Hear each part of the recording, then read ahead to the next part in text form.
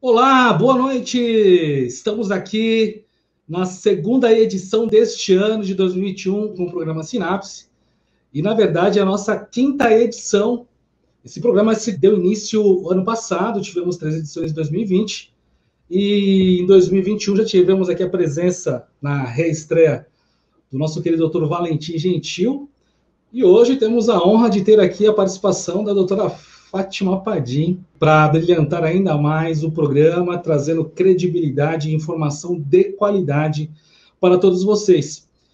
Vão compartilhando para nós esse programa de hoje, que é também um programa da revista Dependência Química e Saúde Mental.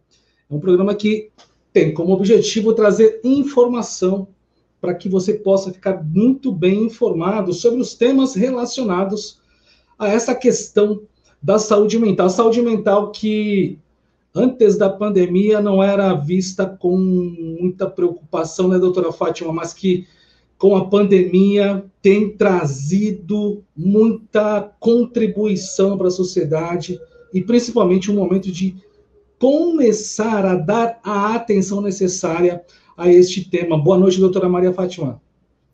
Boa noite, Ivanildo e equipe. Realmente, eu estava comentando anteriormente que assim, as lives, de alguma forma, se esgotam, né? As pessoas acabam se esgotando, mas é impossível não aceitar um convite dessa magnitude, de vocês terem a sensibilidade de vir à tona com um tema que é altamente importante no Brasil, no mundo, mas numa realidade importante que nós estamos vivendo, que deflagrou outro quadro que a gente vai falar na pandemia, mas que uma coisa exigente, emergente há muitos anos no Brasil. Então, é um enorme prazer e vocês estão de parabéns pela temática, que ela é absolutamente atual e de uma emergência e prioridade absoluta. Você falou duas palavras interessantes, né? Emergencial e atual. Realmente é algo emergencial que precisa ser trabalhado, falado, exposto, e atual porque, apesar de estarmos aí em pleno século XXI, o tema relacionado à violência doméstica, que é justamente isso que nós vamos abordar hoje, é muito importante ser trabalhado cada vez mais para entendermos melhor do que se trata. Então, o tema de hoje é justamente esse, o aumento da violência doméstica, associado ao aumento, ao consumo de álcool e outras drogas neste período de pandemia. Desde abril do ano passado, nós vemos já trabalhando temos observado, né, algumas mudanças de comportamento das pessoas devido à pandemia, esse distanciamento e isolamento social. Muitos começaram a abusar do consumo de substâncias psicoativas dentro de casa. E a doutora Fátima hoje vai nos trazer informações de pesquisa realizada do impacto disso dentro dos lares e o quanto, vamos entender até quantitativamente, né, de que forma essa violência doméstica acaba ou acabou também impactando nas relações. Nós vamos fazer o seguinte, nós vamos fazer uma pequena interrupção para passar a nossa vinheta e, na sequência, damos início ao programa já trazendo a doutora Fátima falando, num primeiro momento, sobre essas questões e vamos tentar trabalhar em duas perspectivas. Eu estou aqui com a minha colinha, né, que é justamente para que a gente tenha aí uma certa coerência naquilo que a gente vai falar, na relação, né, das drogas no Brasil com a violência. Nós vamos fazer essa primeira parte com a doutora Fátima, ela vai abordar, porque é importante também compreendermos o contexto no Brasil da questão das drogas e da violência, e num segundo momento falar da violência doméstica, né, relacionada aos diversos tipos de abuso, às violências domésticas, a violência doméstica nas mais diversas características, tipos, e o abuso de substâncias, e a pandemia, no caso, relacionado a este aumento da violência. Vamos à pequena vinheta e a gente já volta.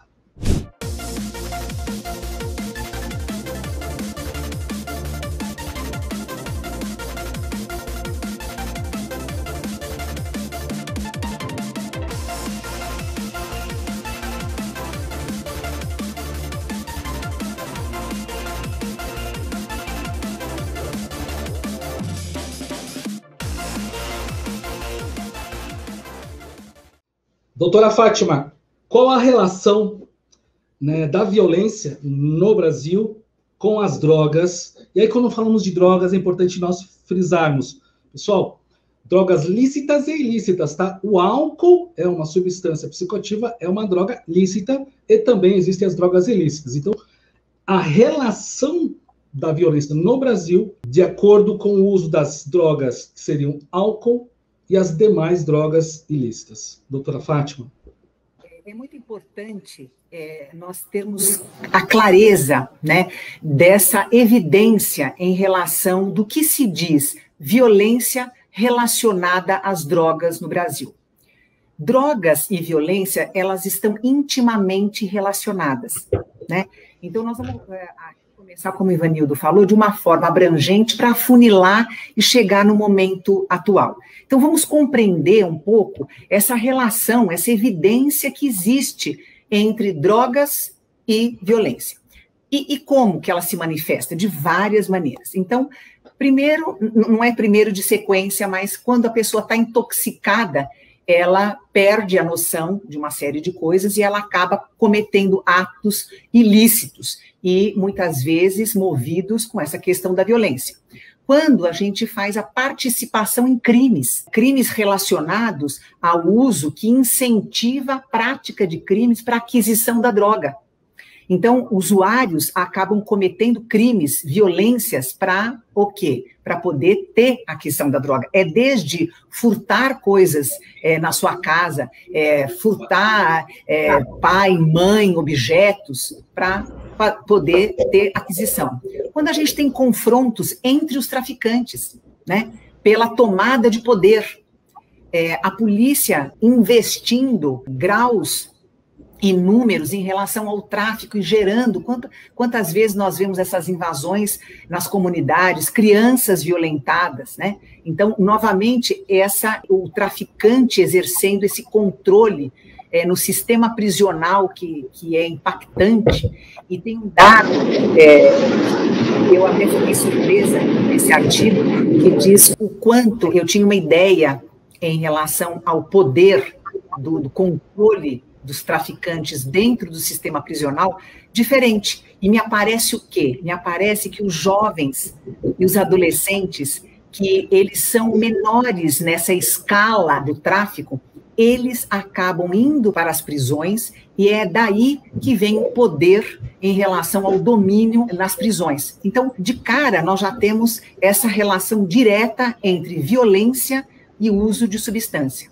A gente tem a questão dos homicídios, roubo de carga, roubo de veículos, tráfico de armas, lavagem de dinheiro, furtos, corrupção policial, prostituição.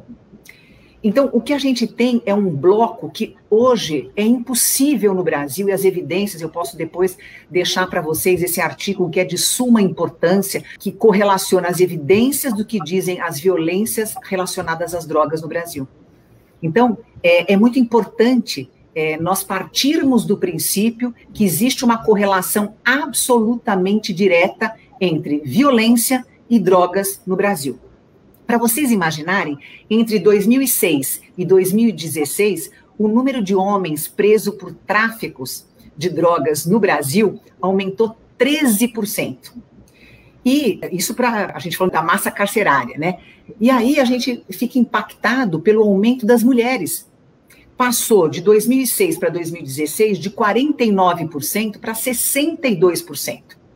Né? Então a gente olha um outro tipo de violência que ela está latente, não, que ela está absolutamente evidente em relação ao uso de drogas e o tráfico.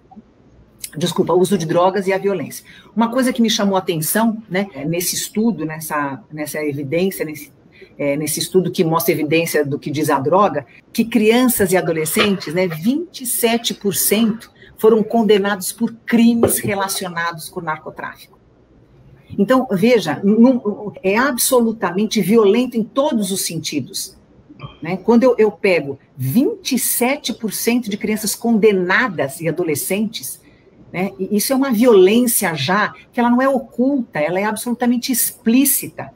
Onde eu estou ferindo o ECA, onde eu estou roubando a vida de jovens e que coladamente estão já envolvidos nessa questão de violência. Eu trouxe aqui, tem um dado importante quando a gente fala da violência contra a criança ou adolescente, né?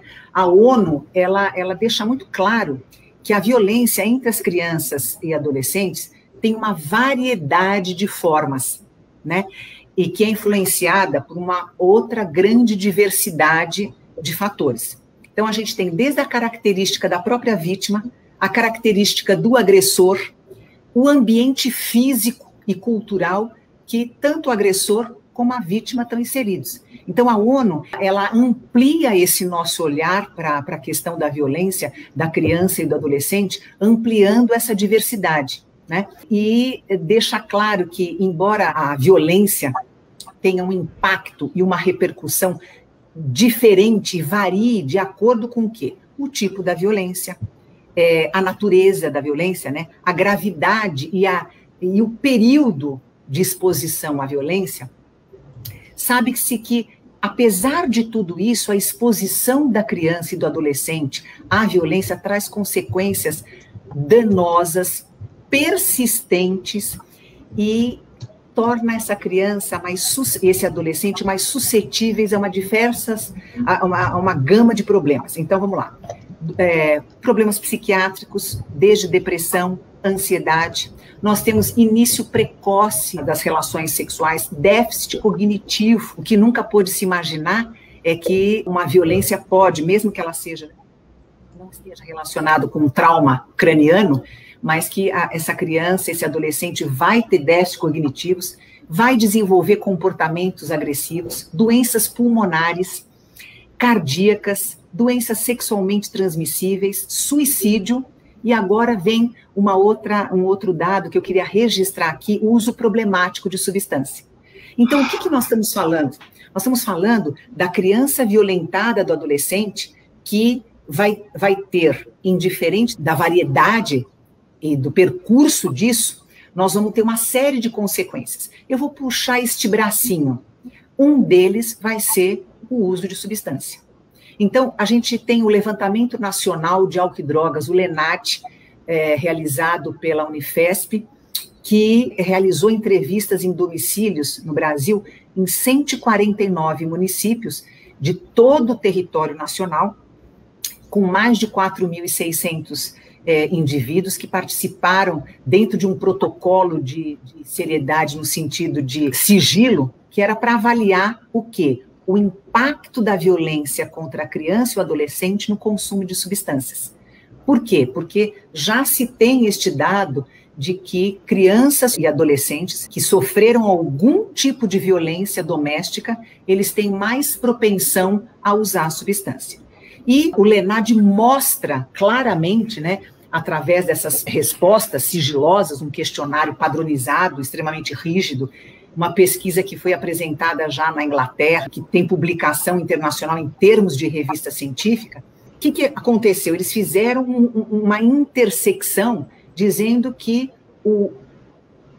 os relatos em relação aos eventos estressores da infância, que vão como uso de substâncias psicoativas pelos pais ou pelos cuidadores, agressão física, psicológica, sexual, exploração sexual, bullying na escola e eventos adversos antes dos 16 anos, a gente tem um impacto devastador, dizendo que, veja, mais de 11% dos adultos e 10% dos adolescentes, eles relataram ter presenciado, durante a sua infância ou sua adolescência, dos seus pais e cuidadores se agredirem um ao outro, né? Então, o testemunho, a gente tem uma coisa muito forte na infância, a psicologia diz muito isso, uma criança agredida, o impacto é violento, mas também a presença, ela presenciar a agressão, ela ser testemunha, é assim que nós falamos da agressão, isso tem um impacto devastador. Até porque existem alguns mecanismos, a culpa é minha, por que eu não fiz, né? Por que eu não consegui fazer algo, o que aconteceu. Nessa pesquisa, ela mostra que 21% das vítimas sofreram algum tipo de violência física na infância. ou na adolescência, né? Então, quando você pega, Fátima, mas é só, eu já ouvi isso, só 21%, gente, basta 1%, basta 0,1%. Nós temos 21% de uma população jovem e de adultos que sofreram violência doméstica. E vejam que interessante, o Ivanildo colocou essa questão muito importante em relação ao consumo de álcool que está acontecendo e de substâncias nas residências, esse aumento, ou a gente vai mostrar como é que funcionou isso. 8%, segundo o Lenad, 8% dos brasileiros possuem alguém próximo que consumia substâncias ilícitas dentro da residência. E na maioria eram parentes próximos.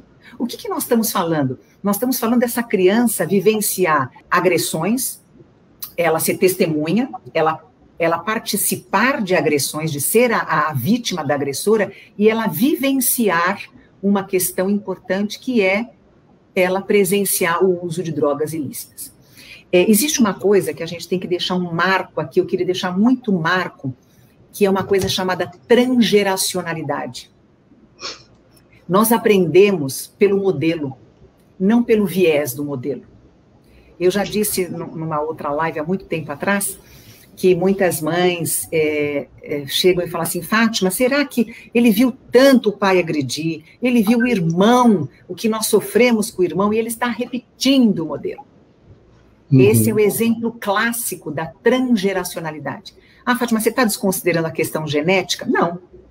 Mas o modelo, ele é absolutamente importante nessa questão da metacognição, né? Quando a gente sabe o quanto que a neurociência hoje nos mostra todas essas conexões cerebrais de aprendizado, né? E essa parte emocional também, né? A gente aprende, a gente repete os modelos, né? É muito interessante, a minha filha mais velha, que é médica, psiquiatra, a minha mãe foi muito próxima dela, né? Eu tive esse privilégio aí, né? De ter a minha mãe muito próxima na criação, enfim. E a minha filha fala, mãe, você está tão parecida com a vovó. E eu digo assim, nossa senhora, estou parecida com a portuguesa, né? Também volto a repetir, trabalhei uma época com o Dr. Isamitiba, que eu tenho uma admiração profunda e um respeito enorme, fiz programas com ele, televisivos e educativos, e ele falava uma coisa muito forte, que nós temos duas formas de aprender, uma é o exemplo e a outra é o exemplo. Então, essas crianças do Lenad, desse levantamento, elas, de fato, são altamente vulneráveis para uma repetição de modelo, né? Além da questão genética e outros fatores associados. No Lenad, 5%, vejam só, 5% da população adulta, ela relatou que tinha sido vítima de abuso sexual. 1% da amostra recebeu dinheiro para fazer sexo antes dos 18 anos. Então, nós estamos falando de uma população vulnerável, aonde eu tenho o quê? Eu tenho uma violência doméstica, eu tenho a presença de drogas ilícitas de pessoas e parentes próximos, né? Eu coordenei com muito orgulho a pesquisa, a maior pesquisa já realizada no mundo do impacto da dependência nas famílias, e uma das coisas que ficou muito surpreendente para a gente, tinha uma pergunta que dizia assim, por que você acha que seu filho está usando drogas? Tinha uma listinha, e a maioria respondeu, mais de 50%, respondeu que era pelas más companhias. A pergunta seguinte era, você tem algum ente, além deste, que você está respondendo o questionário, que faz uso de drogas? Sim, temos, e fazendo parte do núcleo familiar. Então, aquela família sofrida, aquela mãe, que a maioria eram as mães que respondiam, que estavam ali respondendo um questionário, porque seu filho estava internado numa comunidade terapêutica, enfim, em clínicas, que foram onde nós fizemos as pesquisas, mais de 3.000 famílias tinham o sofrimento de não estar lá pela primeira vez. O outro filho ou um parente do núcleo familiar era dependente também. E a conclusão, né, do Lenad, que eu queria deixar bem marcado e registrado aqui, que mostra que a taxa de prevalência de consumo de substância entre as vítimas de violência precoce são significativamente superiores à população geral, né? Veja, olha um dado, gente, que é muito importante. Mais da metade dos usuários de cocaína e mais de 1/3 dos usuários de maconha foram vítimas de abuso infantil. Então, quando eu tenho um olhar para a violência, ele está intimamente conectado com o uso de substância. Ah, mas eu, olha, nem sei, nós estamos falando de que violência? Gente, como falei anteriormente, a ONU, ela desmembra a diversidade de violência, que pode ser a psicológica, pode ser a sexual, pode ser a física, mas esta relação, ela existe com o uso de substância. Nós vimos também que as crianças agredidas, mais de 40%, o agressor havia bebido. Então, essa criança que está sendo agredida, ela está vendo o pai, né, o provedor, o genitor, com o uso, e ela vai, o quê? Por conta da violência, da transgeracionalidade, ela vai repetir esse modelo de uso de substância. Então, como nós vimos, em termos gerais, a gente já tem essa relação de violência com o uso de drogas. Agora, quando a gente vai afunilando, a gente tem essa questão da violência doméstica que nos leva a, de fato, saber que essas crianças, esses adolescentes estão mais suscetíveis ao uso de drogas. Quando a gente está falando um pouquinho de pandemia, né, a gente sabe, de fato, que a quarentena é a medida mais protetiva, mais segura, necessária e eficaz para minimizar os efeitos da Covid-19. Aqui a gente, por favor, eu queria deixar claro, né, é muito importante registrar que aqui, de forma alguma, a gente está com uma oposição em relação ao fique em casa, né? Mas o que a gente sabe, né? Que esse regime de isolamento imposto traz uma série de consequências para a saúde mental, né? Como o Ivanildo bem colocou inicialmente, né?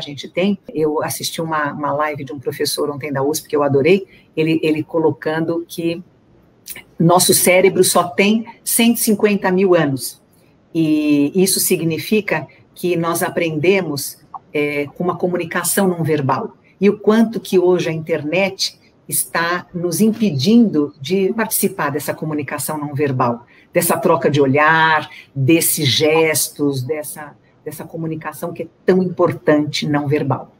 Então, nós estamos já, como o Ivanildo falou no início do programa, nós estamos já passando alguns impactos dentro da saúde mental em função do isolamento, em função do medo, da perda, em função da queda abrupta da renda das famílias, da incerteza, da insegurança. Mas aí, o que aconteceu também tem um impacto, que é esse que a gente vai conversar, estamos afunilando agora, que é para a vida de milhares, eu estou falando, de mulheres e crianças que já viviam numa situação de violência doméstica, tá? O que a gente precisa registrar é que isto não apareceu durante a pandemia, ou que não existia, era uma coisa... O que aconteceu foi que, sem um lugar seguro, o que acontece? As mulheres e as crianças, elas estão sendo obrigadas a permanecer um tempo mais longo no próprio lar, junto com o agressor. E que nós já vimos que existe este agressor que está usando droga lícita e ilícita dentro de casa, o quanto que a intoxicação, lá no início nós falamos, gera violência, né? E muitas vezes em condições precárias, porque nós estamos falando de uma população maior, mais de 20% da população, né? E o que a gente viu, né, com esse isolamento, o que a gente está vendo claramente, né? A gente está vendo que uma das consequências diretas dessa situação é o aumento dos casos da violência doméstica, principalmente Mas, Fátima, a gente está tendo um problema. Se diminuíram as denúncias. Em muitos, foi feita uma pesquisa pela Federação Brasileira, eu vou dizer um pouquinho, que o número das denúncias diminuíram. O que acontece? Muitas mulheres e muitas crianças, elas não estão conseguindo sair de casa e ter acesso a ajudas, né? A criança, por exemplo, quando ela vai para a escola, a professora tem uma sensibilidade e a criança demonstra, desde machucados ou timidez, uma série de comportamentos que a gente tem que parabenizar a educação, né? Quantas vezes a gente sabe que o conselho tutelar é acionado pela escola, porque aparecem ali, né, na escola. E o que está acontecendo com a pandemia? Com a pandemia, nós temos aí uma restrição e um isolamento, onde as mulheres estão impedidas, com maior dificuldade de denunciar, porque elas não estão saindo, elas estão ficando maior tempo com os agressores. E a mesma coisa com as crianças, né? Diminuição das denúncias, mas é uma subnotificação, né, doutora? Isso, exatamente. É uma aparente redução, né? Os números não refletem a realidade, né? Não refletem a realidade. Mas por quê? Porque existe a dificuldade da denúncia, né? A criança que tem muitas vezes na escola, ou que tem muitas vezes no seio ali da comunidade, ou a própria mãe, a própria mulher, ela está numa situação onde a pandemia, que está protegendo de uma série de coisas, por outro lado, está privando de pedir essa ajuda. Por isso que a organização, a ONU, né, o que a ONU tem feito, né, até pelo secretário-geral, o Antônio Guterres, né, ele tem recomendado para os países uma série de medidas, né, para que isso possa transparecer e combater essa violência doméstica durante a pandemia, né?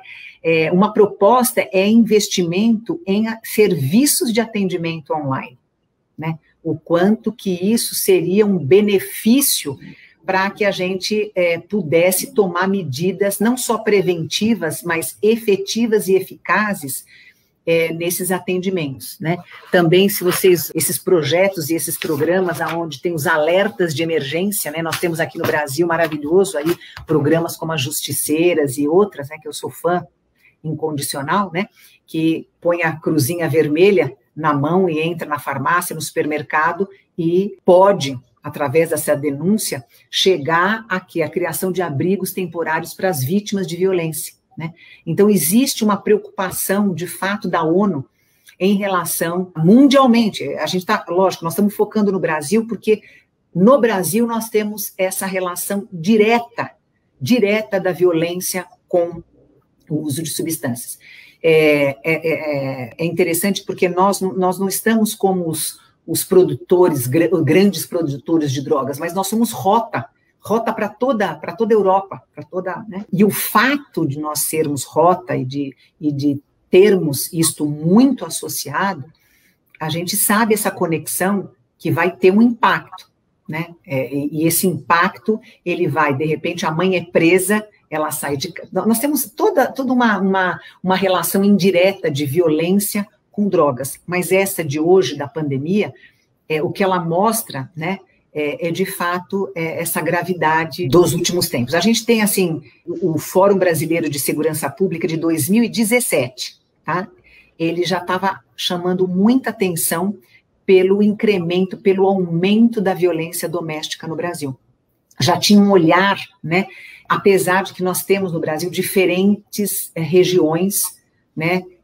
A violência, quando a gente fala que a ONU mesmo diz essa diversidade de violência, desde o perfil da vítima, do agressor, do ambiente, né, e também da cultura, né. Para vocês imaginarem, em São Paulo nós tivemos um aumento de denúncia. No Rio Grande do Norte nós tivemos uma diminuição das denúncias agora na pandemia, né.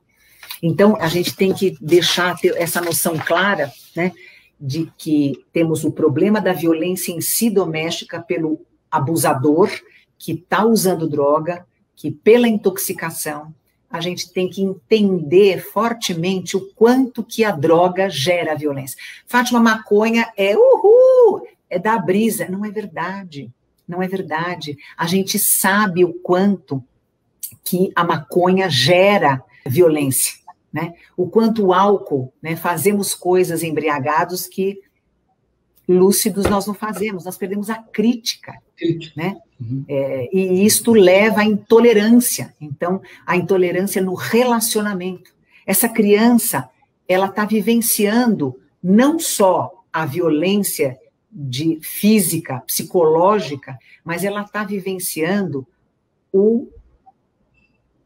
ela está presenciando o uso de droga lícita e ilícita pelos entes dela. Nem precisa existir, de fato, a violência. O fato dela estar no ambiente presencial. Exatamente. Isso é sensacional.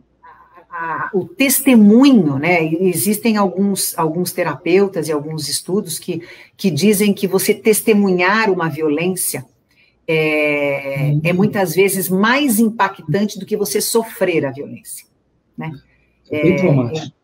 Então, a gente tem que olhar para isso, né? E quais as medidas? Nós temos que fazer campanhas de denúncia, né? Nós temos que nos unir. Eu sempre digo que eu não espero nada de político, né? Absolutamente nada, zero, menos zero. Porque todas as mudanças sociais no mundo aconteceram através da mobilização social. Exatamente, sensacional. Agora você tocou no ponto. Enquanto a sociedade não perceber isto, nós vamos continuar aí pedindo que eles, né, venham nos salvar. Não é para fazer isso, mas a gente Olha, precisa... eu sempre cito o exemplo, Ivanildo. Hoje a gente tem o Ronaldo Rissetto. Oi? Gostei das justiceiras, vamos falar sobre elas. É uma ação maravilhoso, um trabalho maravilhoso. A justiceira, assim, a gente tem projetos, por exemplo, né, que agora o Ronaldo Rissetto trouxe para o Brasil, Mothers Against Drunk Driver. Os Estados Unidos, você pode até fumar maconha, mas se você dirigir embriagado, você perde a carteira de motorista, você é preso. Por quê? Porque uma mãezinha chamada Candice, na década de 60, ou 70, né? Ela perdeu a filha atropelada por um motorista embriagado. Esta mulher mudou a lei dos Estados Unidos. Ela fez uma mobilização tão intensa que hoje, se você pegar o carro e tiver embriagado, você perde o carro e você vai preso. Então, veja a mobilização nacional. A mobilização social é que traz mudanças. Nós não podemos esperar. A sociedade civil. Isso, exatamente. Você sabe que a gente, com esse absurdo da PL, aí, da aprovação da PL, no meio do absurdo que aconteceu, né? No meio dessa loucura da pandemia, vão votar a legalização da maconha. Oi? Você acha que deu para fazer alguma mobilização grande, já que as famílias estão destroçadas? E aí foi oportuno para quem? Alguém levou alguma coisa. Tá? Fátima, você está fazendo uma denúncia? Não, eu estou fazendo levantamentos. Porque não é possível que no meio de uma tragédia, de uma coisa devastadora, de violência, de famílias devastadas, de perdas inestimáveis, perdas de saúde mental, econômicas. Neste momento, é o momento de aprovar uma PL para a maconha? É um oportunismo. Isso. Então você fala, Fátima, você confia no político? Eu confio na mobilização social. Eu confio nisso que você está fazendo aqui, Ivanildo. Isto, para mim, tem eu sei que as pessoas ficam assim cansadas da live, eu falo bastante também, a gente que é professora e mulher, né? Os nossos neurônicos, a gente tem mais conexões, né? Com os neurônios de vocês. Então, eu sei que eu falo mais mesmo, e essa coisa de ter dado aula, e essa coisa de ser pesquisadora, né? Isso mobiliza. Mas eu não posso acreditar em outra coisa a não ser as mulheres, os homens, não importa, fazerem algum movimento. Então, quando nós pegamos, por exemplo, agora, o G10, as favelas, né, essa mobilização maravilhosa do G10, aonde o levantamento de cestas básicas, né, eu tive a oportunidade de falar com o presidente, um querido, né, ele trouxe um conforto para aquelas famílias em termos de, aqui de São Paulo, da Paraisópolis, de Heliópolis, né? Você veja as pessoas agradecidas a ele, né? Gerando falcões? Isso, os falcões, quer dizer, uma mobilização, o que aconteceu agora, gente? Né? Foi além dos R$200 da ajuda, né? Por quê? Porque Corona no paredão, né? Se eu não me engano. Corona no paredão. Isso, Corona no paredão. E várias...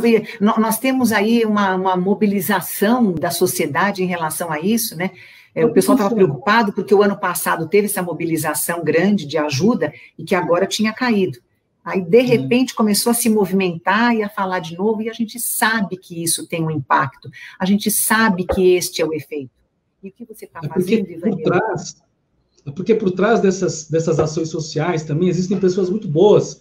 E, por exemplo, Flávio Augusto, que é o dono do clube do... Caramba, até esqueci o nome agora. Mas o Flávio Augusto, ele apadrinhou os Falcões, né? Então, existem pessoas como a senhora, né, como você, que tem influência, que tem articulação, e que mobilizam-se junto, que apoiam, né? Porque o que precisa é isso.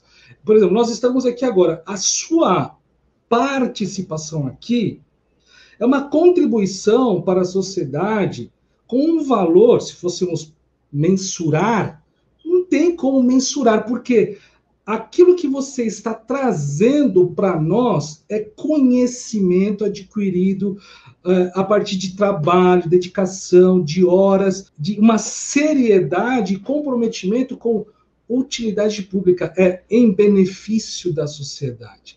A partir do momento que a gente consegue que pessoas como você se disponibilizam a falar para quem está aqui presente, é impossível não sentir-se motivado a começar a fazer algo novo, diferente, porque é inconcebível vivermos num país como este, com pessoas como você, entre outras, pessoas super inteligentes e mobilizadas. É impossível a gente aceitar o status quo que existe aqui hoje, né? Falou da PL, projeto de lei 399, que quer legalizar o cultivo da maconha. Não, mas é para fins medicinais. Cara pálida. Oi? Né? Oi? É para fins medicinais? Não, gente, é para fins recreativos, industriais, em benefício de interesses econômicos, né? Doutor Osmar Terra, doutor Quirino, doutor Ronaldo Laranjeira, enfim.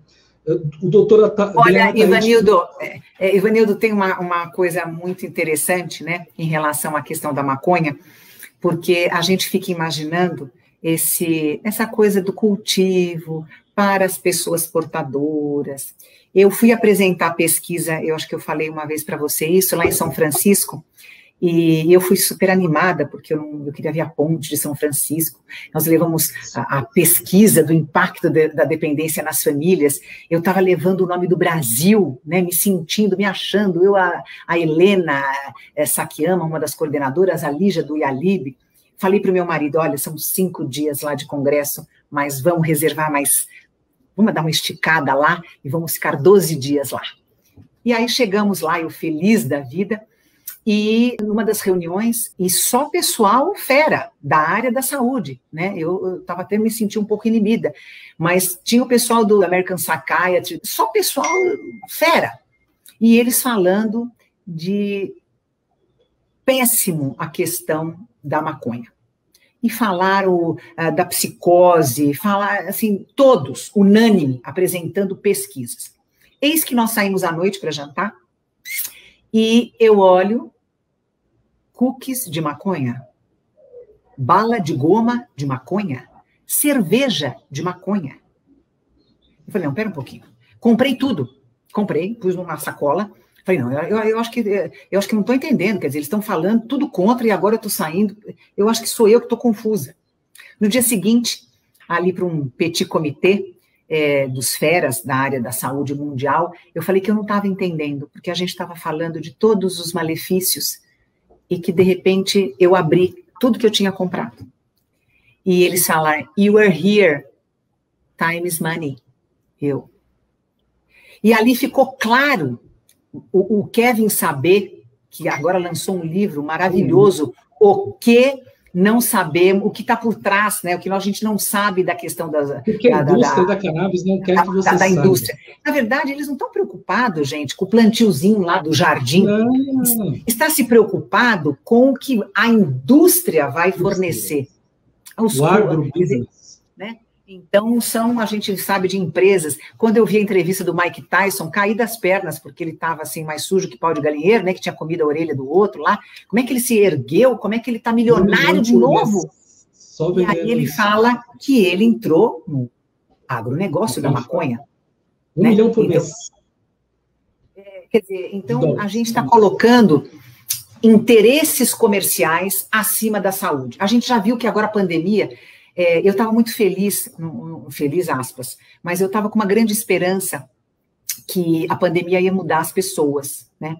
E nessa live que eu vi com esse neurocientista, eu percebi que não vai ser bem assim. Que as pessoas que têm um conceito diferente de valor, preço, de constituição, não se muda assim. Mas, por outro lado, pessoas que já tinham toda essa proposta humanitária, se elas se juntarem, isso vai mudar. Também vi uma entrevista sobre a questão do Instagram, que as influencers falam, nossa, eu estou influenciando 35 milhões, sei lá, 10 milhões. Eu estou modificando. Na verdade, não. Só quem te segue é que tem a ver com você. Quem não tem a ver com você não te segue. Né? Né? Por quê? Porque as pessoas se juntam a partir de ideologia e a partir, né? Dificilmente você vai pegar uma pessoa que não curte você para te seguir, né? Dificilmente, ela não vai seguir você. Quem vai te seguir é que tem a ver com você, né? Então, Ivanildo, essa mobilização social, isso que você está fazendo aqui, que é uma forma de política, eu vou ampliar um pouco mais, é política de saúde pública.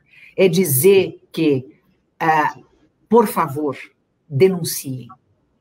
Por favor, se vocês souberem de maus tratos, se vocês tiverem suspeita, a denúncia é anônima. Quando a gente pega, você falou aí muito bem, eu sou fã número 1 do projeto das justiceiras, né? Vou repetir, né? Eu estou até pegando aqui para vocês imaginarem. Faz isso, é uma coisa saber tão mais fantástica que ela é um projeto pró-mulher e oferece orientação jurídica, psicológica, socioassistencial, conta com uma rede de apoio, de acolhimento gratuito. É a importância de nós denunciarmos. As denúncias podem ser anônimas. Eu estou vendo ali uma criança, um vizinho, alguma coisa estranha, um choro, eu tenho que denunciar. É isto que vai fazer... Fátima, mas a lei da Maria da Penha tem uma série de coisas que mas não é, foi, mas não foi.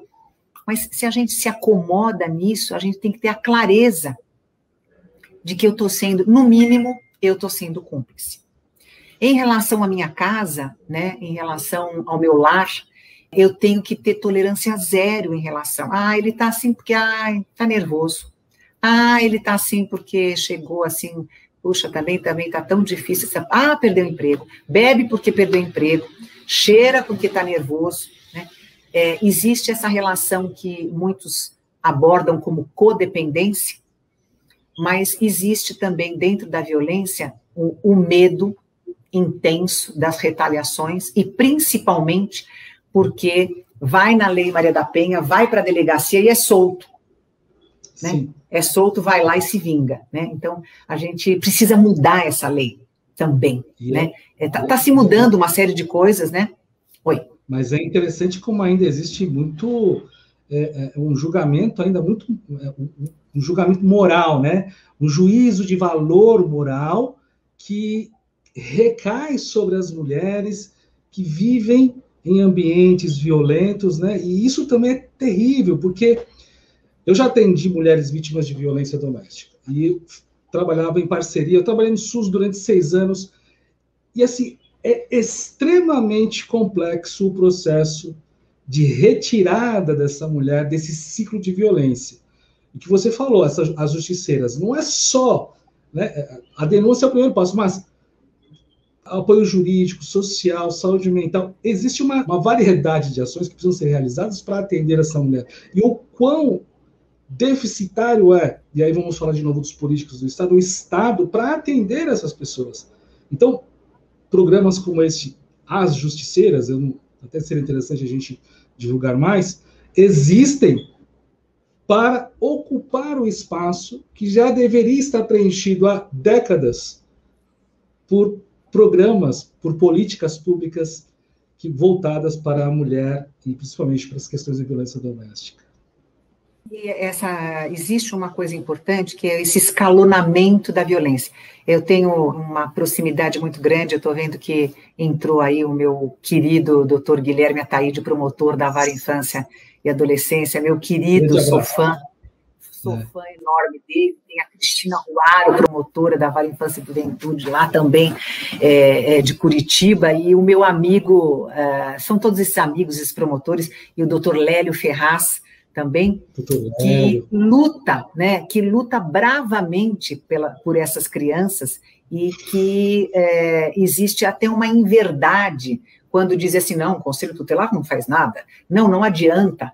E o doutor Lélio me falou um dia muito claramente, me explicando o escalonamento da violência, né? Que você começa, lógico, tem alguns casos ali que vão para fora, mas o que a gente tem de forte é que primeiro é um xingamento, primeiro é um desmerecimento, ou primeiro é uma forma irônica de tratar, depois é um piteco, depois esse escalonamento, as mulheres, elas precisam estar atentas, os homens, né?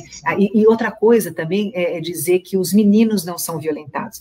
No LENAD, eu fiquei muito impactada quando veio o dado de que o maior abuso em termos de dinheiro, abaixo dos 18 anos, era o sexo por dinheiro com os meninos, né? A gente também não tem um olhar para este menino, né? Quantos meninos não são abusados, violentados? E tem uma outra coisa que demonstra, que eles aguentam mais a violência. Então, muitas vezes, os pais embriagados, ou enfim, eles acreditam que os meninos, eles tolerem mais. Existe uma distorção cognitiva em relação a isso, né? Então, é muito importante desmistificar que a violência está separada de qualquer coisa. Não, a violência, ela está relacionada no Brasil com o uso de substâncias. Tá? É muito importante a gente deixar esse registro aqui, e ao contrário também. Isso. E essa violência doméstica a gente amplia este olhar, que vai desde a violência sexual, do abuso, da psicológica, da física, né? E é importante deixar registrado que essas crianças que foram violentadas através de quê? Ou do bullying ali familiar, ele é o X, ou essas crianças, elas estão vulneráveis a ser usuárias. Então, veja que é um ciclo. O bebedor, a gente sabe que o pai bebedor, ele tem as crianças agredidas, né? Mais de 40%, o pai, o agressor, estava embriagado. Quer dizer, além disso, o que nós vamos ter? Nós vamos ter essa criança que vai usar também. Então, a droga gerou a violência e a violência gerou a droga. É um ciclo que tem... Perverso. A mãe, eu sempre vou dizer, eu vou frisar que a mulher tem um papel fundamental, né? Eu sempre digo, tem uma brincadeira que eu falo, mulheres unidas jamais serão vencidas. Os homens são muito unidos. É aí que nós perdemos, né?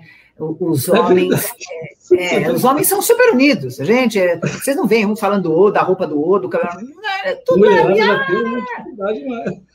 a gente precisa mudar exatamente esse olhar entre as mulheres, né? É uma outra coisa importante, é por isso que essa questão da denúncia, de incentivar e de estar junto, ela é importante, né? Para que a gente possa cortar o ciclo da codependência. Nós temos que frequentar os grupos de mútua ajuda, o Amor Exigente, o Alanon, que dá um suporte, né, para que esta esposa, esta mãe, ela consiga, primeiro, ter uma identificação, saber que não é só ela, e pegar todo esse protocolo de ajuda, né, para que ela se fortaleça, né. Então, assim, sozinho, uma andorinha só não faz verão. Vamos nos unir em vários blocos, na denúncia, nos grupos de mútua ajuda, né? Isto vai fazer uma mobilização social, isso vai fazer com que eu me sinta fortalecida, né? Eu saber que eu não estou sozinha, eu saber que o Ivanildo está aqui comigo, que nós estamos juntinhos, isso é um conforto, né? Essa identificação, ela faz toda a diferença, né? E vamos ver se a gente consegue mudar esses números, né? E não acreditar que é o político que vai mudar, né? Não mudou em lugar nenhum do mundo, né? Então não vai ser aqui que vai mudar. Somente eu estudo muito comportamento humano. Eu estudo muito comportamento humano. Claro, sou psicólogo, enfim, mas eu tenho uma fascinação pelo comportamento cultural e pelos movimentos que acontecem na história, né? É impressionante. A história ela só é modificada quando a sociedade civil, quando a população se mobiliza. Senão é manutenção do status quo. E aí é aquilo, quem está, digamos, se deliciando, né, daquilo que o status quo traz de benefício, não vai querer realmente mudanças, e não, se nós não realizarmos essa mudança. Se não partir de nós essa mudança, nada vai acontecer. E precisamos mobilizar cada vez mais as pessoas. E isso que você trouxe hoje, além de ser uma aula, né, também é um processo de psicoeducação. A nossa sociedade, ela é extremamente mal informada sobre esses processos que precisam ser realizados na nossa vida, na nossa casa, com a nossa família, com os nossos filhos. A psicoeducação, a educação para a saúde mental, a educação para a saúde emocional, para conseguirmos fazer com que a sociedade compreenda que essas pessoas, elas estão adoecidas, né, doutora Fátima? Elas não estão lá porque querem, é o estigma, o estereótipo, o preconceito e esse juízo de valor moral arcaico. Arcaico por desinformação, por ignorância. As pessoas estão doentes, é o que a senhora falou, uma violência psicológica, uma violência física, violência psicológica,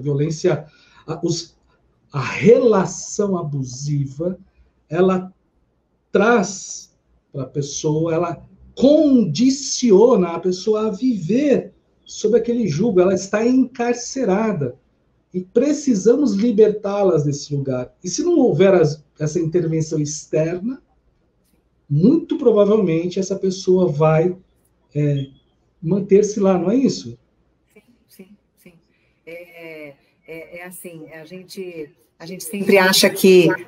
tem duas coisas, né? A gente sempre acha que a grama do vizinho é mais verdinha, até a gente descobrir que é artificial, né? Mas a gente olha, né? E tem essa coisa da psicofobia, né? Então, isso é besteira, isso, né? Existe um julgamento que você falou inicial moral em relação à condição, mas também com aquela mãe, mas também com aquela família, também este pré-conceito, essa psicofobia em relação ao uso de drogas, ou à violência, ou às relações abusivas, enquanto a gente não quebrar esse paradigma, dificilmente nós vamos conseguir andar, né? Então, saber que nós temos minimamente condição de nos agregar a alguém, de nos agregar e pedir ajuda, né, para que a gente possa minimamente conseguir mudar. Se eu conseguir mudar um terreno pequenininho da minha casa, tá ótimo, né? Se eu conseguir não ter esse auto-julgamento, essa autocrítica, né? Porque eu vou retomar aqui, teve uma presidente do Brasil que eu estremeci quando houve o seguinte discurso: vamos, mães, juntas contra os traficantes. Oi? me impactou de uma forma, porque, gente, a mãe mal consegue dar conta do ente dela, querido, do filho, como isto não cabe, né? Não comporta. Você sabe, Ivanildo, que o Amor Exigente, há cerca de 10 anos atrás, e o Naranon levaram mais de 1 milhão de assinaturas ao Congresso Nacional para proibir a propaganda de bebida, de cerveja na televisão. E eu participei, assim, muito feliz com esse movimento, conseguíamos mais de 1 milhão de assinaturas, e sabíamos que mais de 1 milhão de assinaturas, gente, isso vai para o plenário para ser discutido, né? Exatamente, uma lei. Mas não rolava, a gente levou lá e não rolava. E aí depois eu fui descobrir que não rolava, gente, porque cerveja, pela nossa legislação, é considerado um refrigerante de malte. Oi? Então, veja, hoje nós temos mais de 10 anos da proibição do tabaco, da propaganda do tabaco na televisão, nós temos mais de 30% dos nossos jovens não consomem tabaco. É brega hoje. Na minha época, gente, é um glamour. O cigarro era charme, chamava charme. Benson's and Hedges. Hollywood.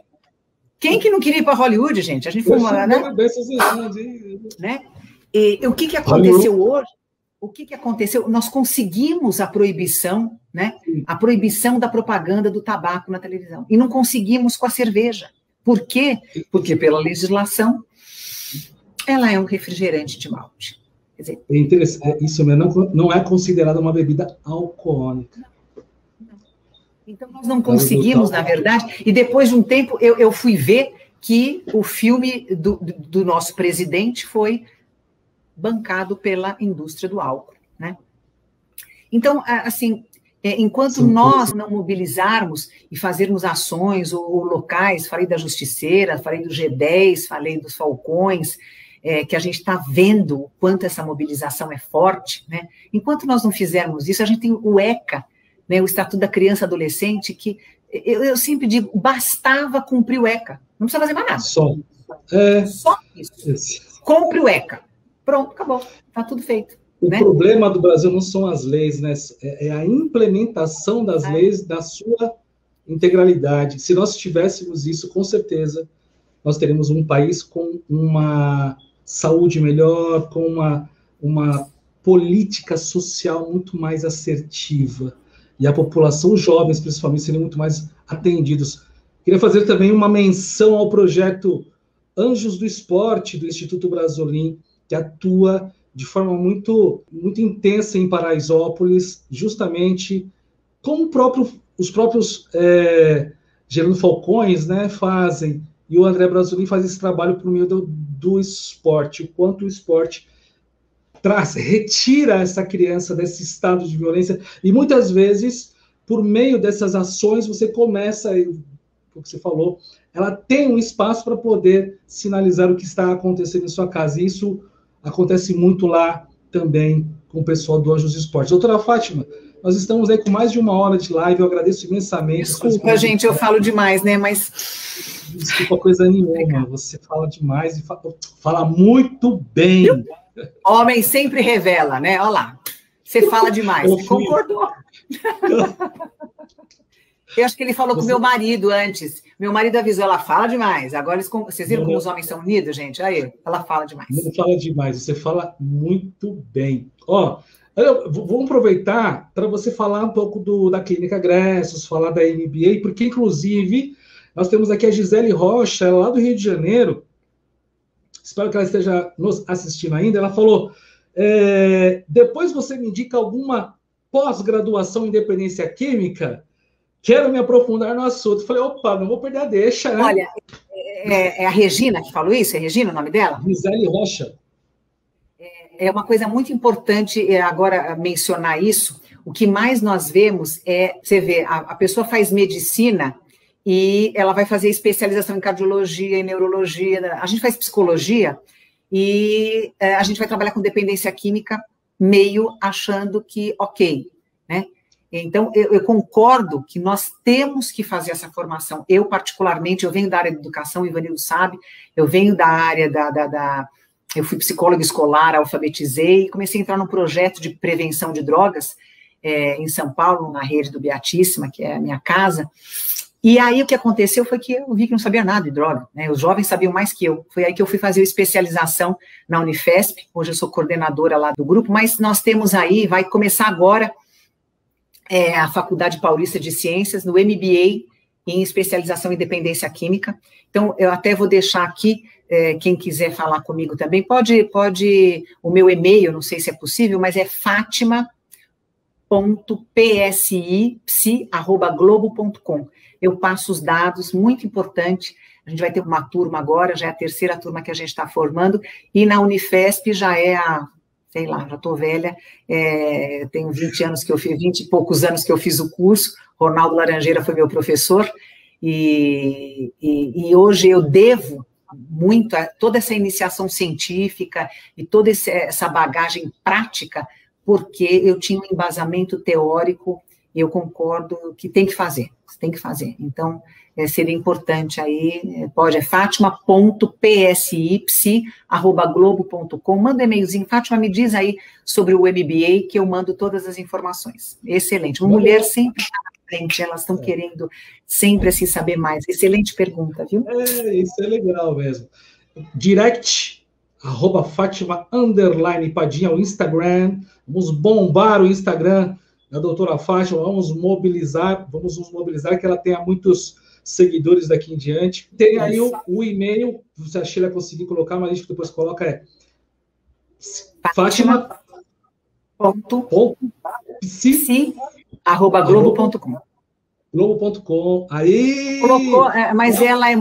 Gente, mulher vai assim, tem função executiva fantástica, olha só. Ela já anotou, ela já pegou, ela já publicou.